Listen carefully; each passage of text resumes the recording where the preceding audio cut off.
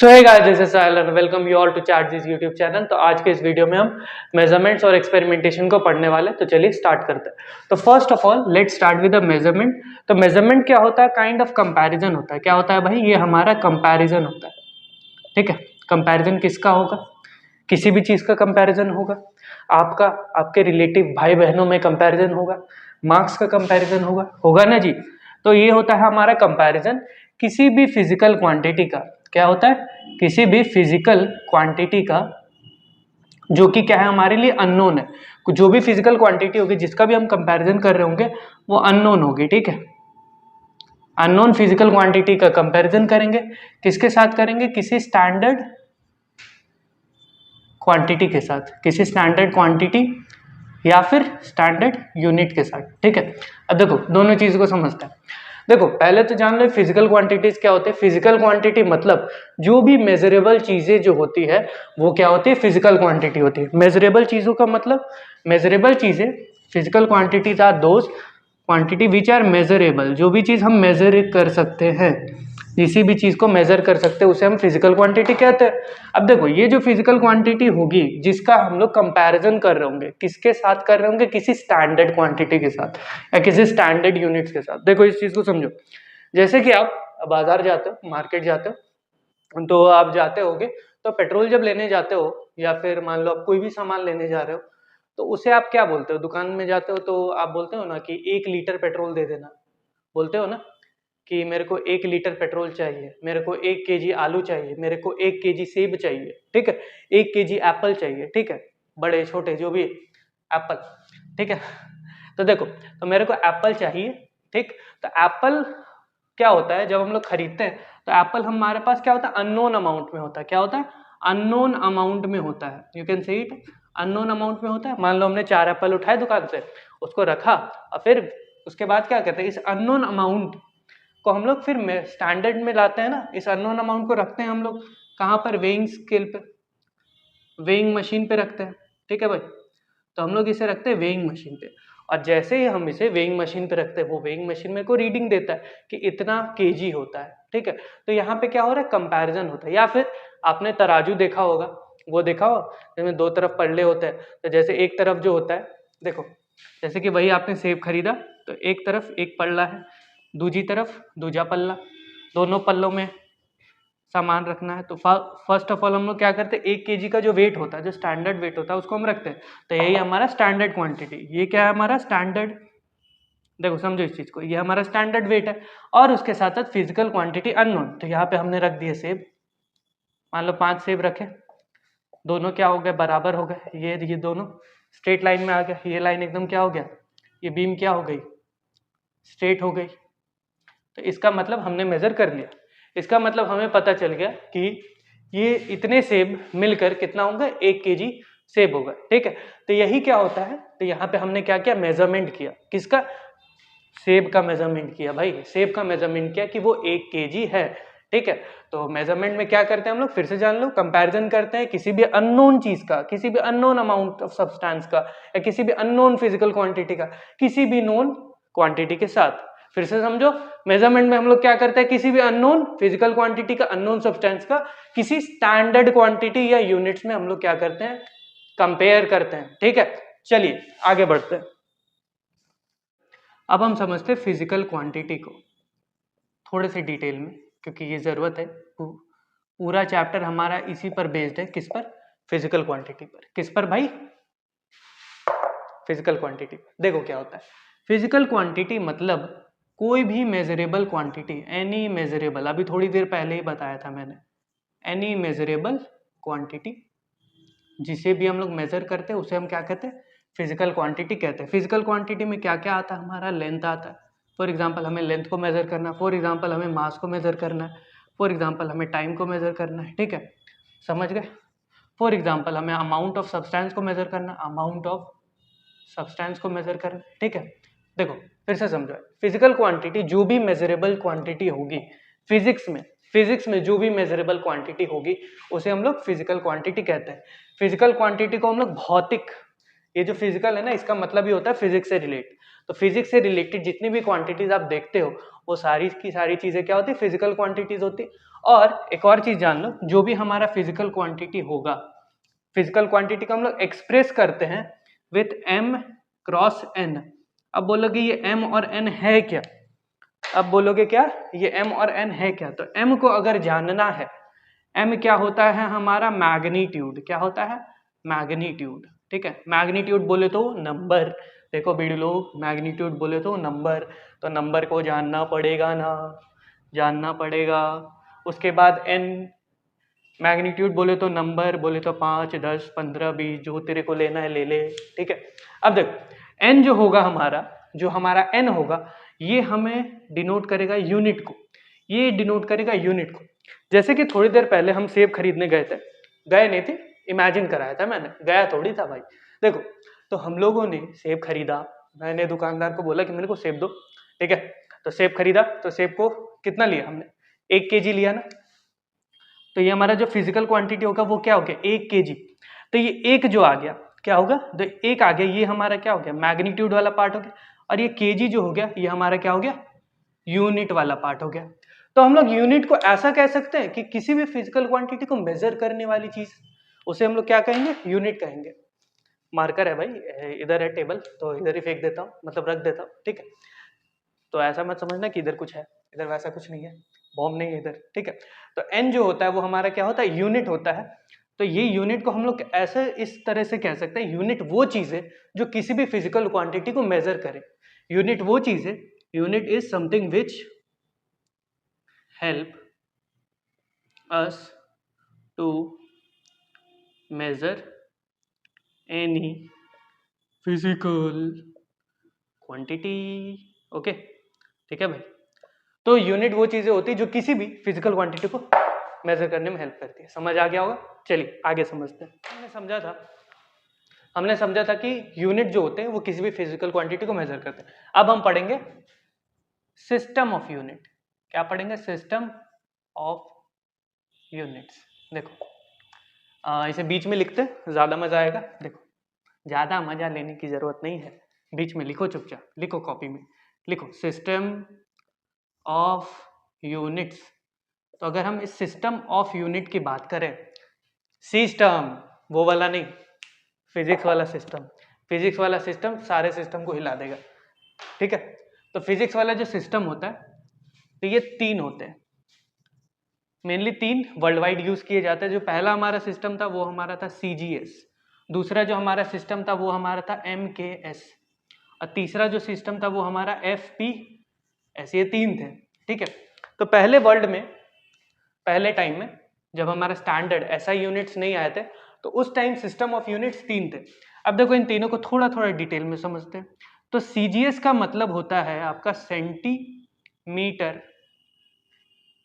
G बोले तो ग्राम, G बोले तो ग्राम, और S बोले तो सेकेंड।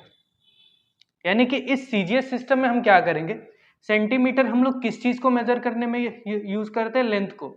किस चीज को मेजर करने में हम लोग सेंटीमीटर यूज करते हैं, लेंथ को। ग्राम बोले तो मास, बोले तो वीडियो लोग समझने का, सेकंड बोले तो टाइम को, टाइम खोटी neko करो, ठीक है। तो सेंटीमीटर जो होता है वो लेंथ को मेजर करता है, मास को मेजर करता है, टाइम को मेजर करता है। सेंटीमीटर नहीं, ये तीनों चीजें। तो लेंथ, यानी इस सिस्टम में हम लोग लेंथ को सेंटीमीटर में मेजर करेंगे, मास को ग्राम में मेजर करेंगे, टाइम को सेकंड्स में मेजर करेंगे। MKS में देखो, M मतलब मीटर, मतलब समझना मीटर, K मतलब किलोग्राम, और S मतलब सेकंड। तो you can say in MKS system of unit, you can say we will measure length as meter, kilogram which is mass as kilogram, and time we will measure our time as second. Okay students, so you are able to understand it, what you had understand, that in MKS system of unit we will measure length as meter, we will measure mass as kilogram, and time as second. Clear, sorted. Now let's move to FPS system.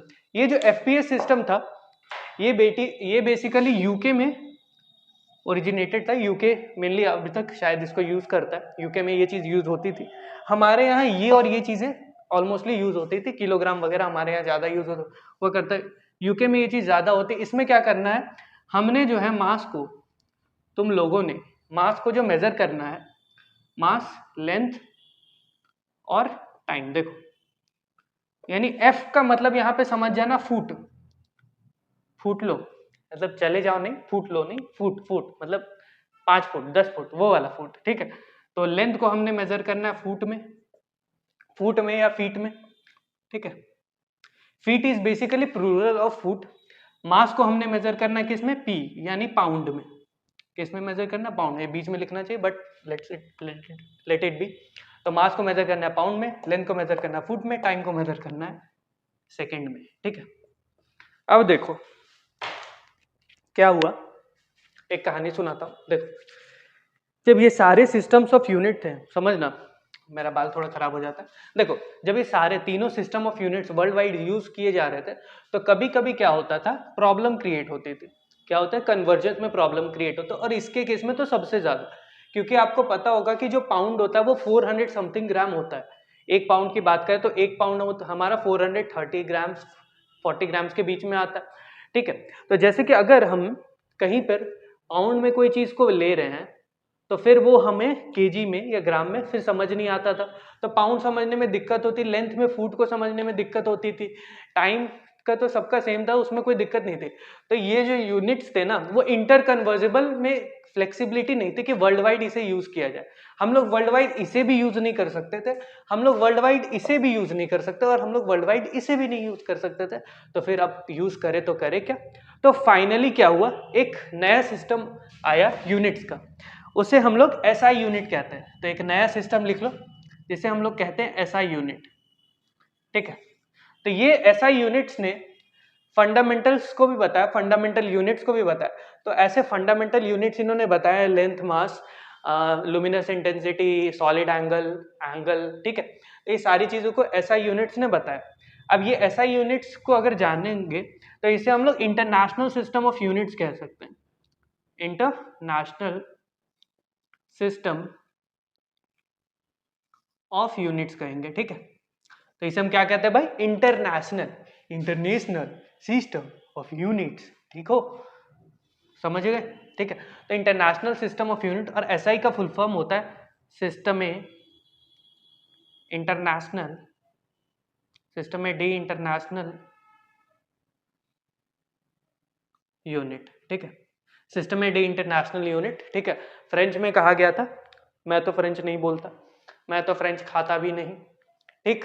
तो system international D unit, इसे कहा गया था। FPS जान गए, MKS जान गए, CGS जान गए। अब इस SI यूनिट के, जो SI यूनिट था, इसके हम लोग फंडामेंटल क्वांटिटीज को जानेंगे, इसके हम लोग डिराइव्ड क्वांटिटीज को जानेंगे। तो बने रहिए वीडियो में, एंड तक देखना भाई, कहीं पर भी वीडियो स्किप मत करना, कुछ नहीं समझ आने वाला। वैसे भी ICSE का कंटेंट कितना है यूट्यूब पे तुम लोग को तो पता ही है, ठीक। चलो अब हम लोग पढ़ेंगे types of units, types of units. तो यूनिट्स के अगर टाइप्स को जानना है तो यूनिट्स के दो ही टाइप्स है, यूनिट के मेजरली दो ही टाइप है। एक है हमारा फंडामेंटल यूनिट, अब हम पढ़ेंगे फंडामेंटल यूनिट्स, और एक जो होता है हमारा वो होता है डिराइव्ड यूनिट। क्या होता है, डिराइव्ड, ठीक है। ये होता है हमारा एक डिराइव्ड यूनिट। देखो इसे ध्यान से देखो, समझो, दोनों के बीच में एक दूरी तय कर देते हैं, एक दीवार है, लक्ष्मण रेखा। देखो तो फंडामेंटल यूनिट्स क्या होता है, ये यूनिट जो होते हैं वो इंडिपेंडेंट होते हैं। These kinds of units are independent, as a kind of independence. I want independence. India became independence. ठीक है, आजाद। इन्हें ये किसी पर डिपेंड नहीं होते, और ये क्या होता है, सेल्फ इंडिपेंडेंट होते हैं। इन्हें हम लोग फंडामेंटल यूनिट्स कहते हैं, और इन्हीं फंडामेंटल से आते हैं derived unit. Derived unit are those unit, you can say those units which is derived from fundamental, ठीक है, which is derived from fundamental units, ठीक है। तो फंडामेंटल यूनिट से जो चीजें डिराइव्ड होती है, जो भी यूनिट्स डिराइव होते हैं, उसे हम लोग क्या कहते हैं, fundamental unit, sorry derived units कहते हैं। डिराइव फ्रॉम, डिराइव करते हैं फंडामेंटल यूनिट। अब देखो डिराइव्ड यूनिट के एग्जांपल्स को समझो। डिराइव्ड यूनिट के अगर एग्जांपल को समझोगे तो हमारा एरिया जो होता है वो हमारा डिराइव्ड यूनिट है। देखो कैसे, हमारा जो फंडामेंटल यूनिट होता है वो मास हो सकता है, वो हमारा लेंथ होता है, ठीक है। लेंथ को हम लोग ऐसा यूनिट में मीटर्स में मेजर करते हैं, लेंथ को किस में करते हैं, मीटर्स में, लेंथ को किस में करते हैं, मीटर। तो एरिया को हम लोग किस में करेंगे, मीटर इंटू मीटर, यानी मीटर स्क्वायर, या तो किसी भी यूनिट इंटू यूनिट, और किसी भी यूनिट में तो यूनिट का क्या होता है, स्क्वायर होता है, तो यूनिट का स्क्वायर होता है। तो ये हमारे फंडामेंटल से ही तो आई है ना, मीटर से ही आई, उसी को मल्टीप्लाई करके तो हमने लाया है ना एरिया को। उसी तरह वॉल्यूम को भी देखोगे तो क्या होगा, वॉल्यूम में भी हम लोग length into length into length, 3 बार लेंथ, तो लेंथ का क्यूब निकालते हैं, और यू कैन से मीटर का क्यूब निकालते हैं, ठीक है। तो ये भी क्या है, डिराइव्ड है, ये भी क्या है, डिराइव्ड यूनिट है। फिर देखो जैसे कि हम लोग प्रेशर की बात करें, pressure is what, force upon area. तो हमारा फोर्स भी कहीं ना कहीं से डिराइव था मास लेंथ से। तो फोर्स क्या होता है हमारा, mass into acceleration by area का क्या होगा हमारा, मीटर स्क्वायर। तो फोर्स मास का हो जाएगा फिर हमारा केजी एंड ऑल।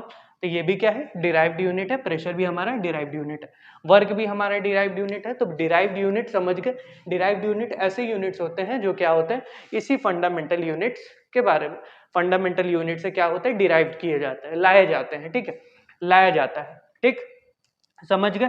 और देखो इसका और भी एग्जांपल, जैसे इसमें मास, फंडामेंटल यूनिट्स हमारा क्या क्या होता है, लेंथ, मास और टाइम तो बेसिकली होता है, उसके साथ साथ अमाउंट ऑफ करंट होता है, अमाउंट ऑफ सब्सटेंस होता है, अमाउंट ऑफ सब्सटेंस होता है, ठीक है। तो ये सारे क्या है, फंडामेंटल यूनिट। फंडामेंटल यूनिट को थोड़ा डिटेल में पढ़ते हैं in with respect to SI units, ठीक है। चलिए पढ़ते हैं फंडामेंटल यूनिट्स को। तो चलो अब हम पढ़ते हैं फंडामेंटल क्वांटिटी और उसके यूनिट्स। देखो फंडामेंटल क्वांटिटीज जो है वो हमारे इस साइड लिखे होंगे, यहाँ पर उनकी एसआई यूनिट्स लिखी है और यहाँ पर उनके सिंबल्स लिखे। तो ये फंडामेंटल क्वांटिटीज थे जो दिए गए थे किन पर, हर फिजिकल क्वांटिटीज के जो फंडामेंटल क्वांटिटीज को बताया गया था इन्हीं के बेसिस पर। तो सबसे पहला जो हमारा है वो है लेंथ।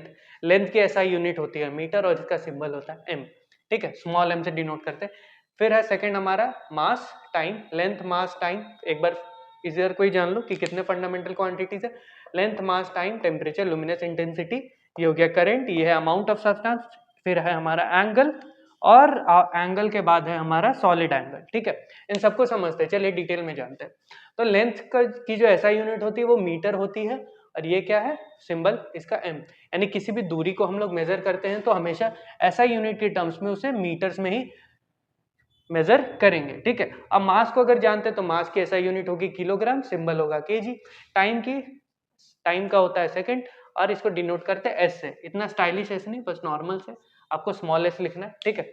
टेम्परेचर की बात करें तो केल्विन में इसे मेजर करते हैं, डिग्री सेल्सियस इज नॉट ऐसा यूनिट ऑफ टेम्परेचर, हमेशा याद रखना कि डिग्री सेल्सियस टेम्परेचर की ऐसा यूनिट नहीं होती है, केल्विन हमारी टेम्परेचर की ऐसा यूनिट होती है। उसके बाद है हमारा लुमिनस इंटेंसिटी, जिसकी एसआई यूनिट होती है कैंडेला, सिंड्रेला नहीं भैया, कैंडेला, तो सीडी से डिनोट करते हैं इसे। फिर है हमारा करंट, जैसे जिसकी एसआई यूनिट होता है एम्पियर, डिनोट करते हैं कैपिटल ए से।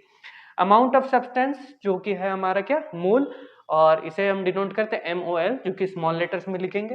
फिर है हमारा एंगल, जिसे हम लोग, जिसके एसआई यूनिट होती है रेडियन, और इसे हम डिनोट करते हैं RD से, रेडियंस, ठीक है।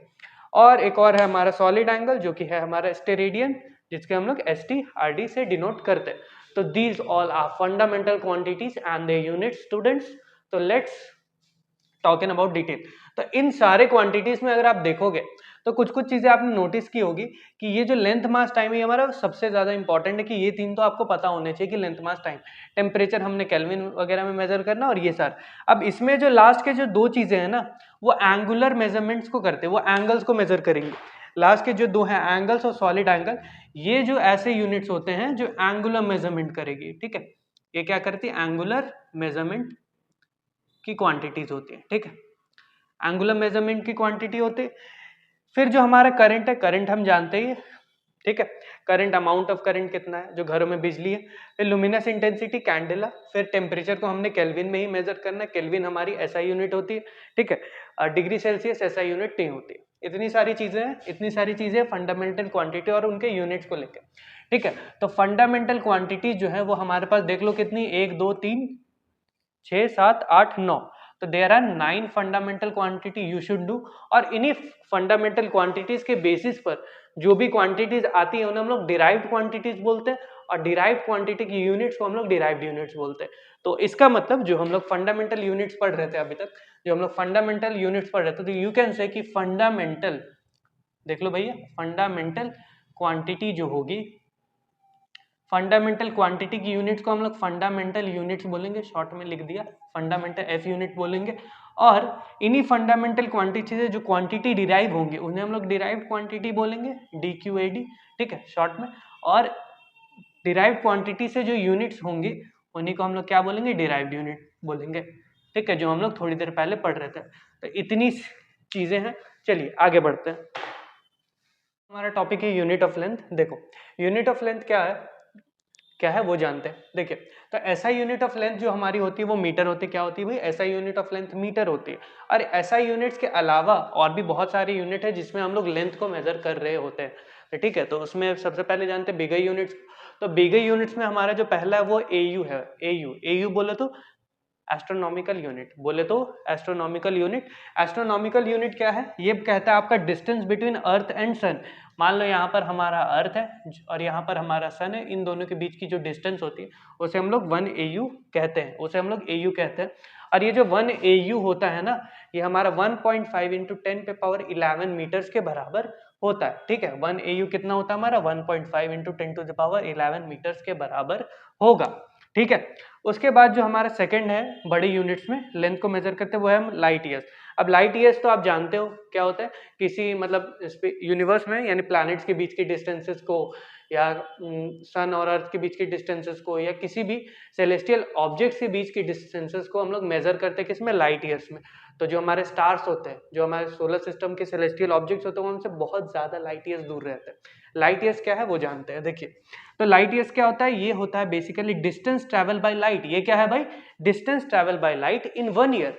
अगर लाइट 1 साल तक ट्रैवल करे, जैसा हम जानते हैं कि लाइट की जो स्पीड होती है, देखो अगर हम जानते हैं लाइट की जो स्पीड होती है, स्पीड ऑफ लाइट तो हम जानते हैं 3 × 10⁸ मीटर पर सेकंड। तो 1 सेकंड में ये इतने मीटर चल रही है, तो 1 सेकंड में अगर ये इतने मीटर चल रही है तो सोचो 1 मिनट में कितनी चलेगी, इंटू 60 करते हैं, 1 मिनट का हो गया। अब ये 1 मिनट में चल गई तो इंटू 60 करते हैं, 1 घंटे का हो गया। 1 घंटे का हो गया तो इंटू 24 करते हैं, 1 दिन का हो गया। इसको फिर इंटू करते हैं 30, 1 दिन का हो गया तो 365 डेज से इंटू करते हैं तो 1 साल का हो गया। तो 1 साल में लाइट जितनी चलती है ना स्पीड, उसी को हम लोग क्या कहते हैं, लाइट ईयर कहते हैं। और इन सबको जब आप मल्टीप्लाई करके सॉल्व करोगे तब जो आपका आंसर आएगा वो ये आएगा, 9.46 × 10⁻12 किलोमीटर्स, 12 किलोमीटर्स के बराबर आएगा, ठीक है। 9.46 × 10⁻12 किलोमीटर्स के बराबर आपका आता है 1 लाइट ईयर, ठीक है। समझ आ गया, चलिए आगे बढ़ते हैं। उसके बाद एक और जो यूनिट होती है वो हमारी होती है पारसेक। क्या होती है भाई, पारसेक। तो 1 पारसेक जो होती है वो 3.26 लाइट ईयर्स के बराबर होगी। यानी कि 1 लाइट ईयर को, यानी 1 लाइट ईयर में जो भी आपका डिस्टेंस है, ठीक है, जो भी आपका डिस्टेंस है उसको जब आप 3.26 से मल्टीप्लाई कर दोगे तो उतना किलोमीटर या उतने मीटर्स आ जाएगा आपका आंसर। तो 1 पारसेक कितना होता है ये आप लोग निकाल कर कॉमेंट में आंसर बताओगे। ये आपका फर्स्ट होमवर्क रहेगा इस क्लास का, आपका पहला लेक्चर का और इस सेशन का पहला वीडियो है, ठीक है। तो इसका आंसर आपको बताना है किसमें, कमेंट में। तो कमेंट में इसका आंसर जरूर बताना कि 1 पारसेक आपके कितने किलोमीटर्स या फिर कितने मीटर्स के बराबर होता है, ठीक है, आईसीएसई स्टूडेंट्स, ठीक है, करना ये। अब चलो बिगर यूनिट्स को तो जान लिया, अब स्मॉलर यूनिट्स को भी जान लेते हैं, 2 मिनट लगेगा। देखो अब हम लोग पढ़ते हैं स्मॉलर यूनिट्स को। तो स्मॉलर यूनिट्स में जैसे कि स्मॉलर यूनिट्स जो होते हैं उसमें जो हमारा सबसे पहला आता है जो कि मैट्रिक सिस्टम में, ऐसा है किसी के सिस्टम में नहीं है, वो क्या है हमारा, एंगस्ट्रॉम।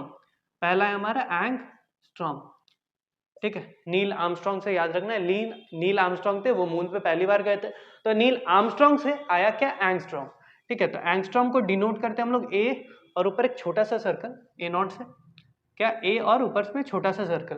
तो ये जो हमारा 1 एंगस्ट्रॉम होता है ये आपका बराबर होता है 10⁻10 मीटर्स के बराबर। 1 angstrom is equal to 10⁻10 metres. 10⁻10 metres का मतलब ऐसे समझो कि अगर 1 मीटर है, ठीक है, मान लो यहाँ से यहाँ तक 1 मीटर है, ठीक, इसको हम लोग ऐसे लिख दो 1/1 2 3 4, यहाँ पे हो जाएंगे 10 जीरो, ठीक है, यहाँ पे हो जाएंगे 1 बाय इतने 10 जीरो हो जाएंगे यहाँ पे, ठीक है। तो अगर इस 1 मीटर को अगर आप इतने पार्ट्स में डिवाइड करो, 1 2 3 4 5 6 7 8 9 10, ठीक है, तो अगर आप 1 मीटर को इतने पार्ट्स में डिवाइड करोगे, जैसे करते गए करते गए करते गए करते गए करते गए करते गए, तो जो हमारा एक छोटा सा पार्ट होगा वही आपका एम 1 एंगस्ट्रॉम के बराबर होगा। फिर से समझ लो, 1 एंगस्ट्रॉम होता है 10⁻⁻10 मीटर्स, तो इसे हम लोग लिख सकते हैं 10⁻⁻10 मीटर को 1/10 जीरो मीटर, ठीक है, 10 जीरो लगा देना। तो अगर मान लो ये लेंथ जो है वो 1 मीटर के बराबर, एग्जाम्पल के लिए, ज्यादा कम भी हो सकता है, उतना मत सोचना, ठीक है, तो 1 मीटर के बराबर ये वाली लेंथ है। तो इस ये वाली लेंथ को अगर आपने इतने पार्ट्स में डिवाइड किया, देख लो जीरो गिन लो, ठीक, तो इतने पार्ट्स में अगर आपने डिवाइड किया तो उसका जो एक छोटा सा पार्ट होगा ना वो आपका 1 एंगस्ट्रॉम के बराबर होगा। तो 1 एंगस्ट्रॉम सोचो 1 मीटर का कितना छोटा क्वांटिटी है, ठीक है, समझ गए। अब देखो एमस्ट्रॉन्ग के बाद एक जो हमारा छोटी क्वांटिटीज में आती है, हम लोग स्मॉलर क्वांटिटीज की बात करें, तो एक एमस्ट्रॉन्ग के बाद जो हमारा आता है वो होता है हमारा फर्मी। क्या होता है? फर्मी, ठीक है, ठीक, फर्मी। फर्मी क्या कहता है कि आपका जो एक फर्मी होगा, 1 फर्मी होगा, वो होगा आपका 10⁻⁻15 मीटर्स के बराबर। 10⁻⁻15 मीटर यानी 1/1 2 3 4 5 6 7 8 9 10 11 12 13 14 15, ठीक है, तो 1 बाय इतने मीटर्स के बराबर। यानी कि अगर आपने 1 मीटर लेंथ को लिया, मान लो आपने 1 मीटर, ये है 1 मीटर है, तो उस 1 मीटर को अगर आपने इतने पार्ट्स में डिवाइड कर पाया, अगर आपने कर दिया मान लो, तो उसका जो एक छोटा सा जो पार्ट होगा वही हमारा होगा 1 फर्मी के इक्वल, ठीक है। तो हम लोगों ने फर्मी को समझ लिया क्या होता है। 1 फर्मी जो होता है वो 10⁻⁻15 मीटर्स के बराबर होता है, और ये 10⁻⁻15 मीटर जो होगा, ठीक है, ये इसको हम लोग इस तरह से समझो कि अगर 1 मीटर लिया तो 1 मीटर को इतने पार्ट्स में डिवाइड करना, डिवाइड कर लिया बीड़ी लोग, ठीक है, तो बीड़ू लोगों ने डिवाइड किए ला है, तो डिवाइड किए ला करने के बाद आपको जो एक छोटा सा पार्ट मिलेगा वही हमारा 1 फर्मी के बराबर होगा, ठीक है, सॉर्टेड।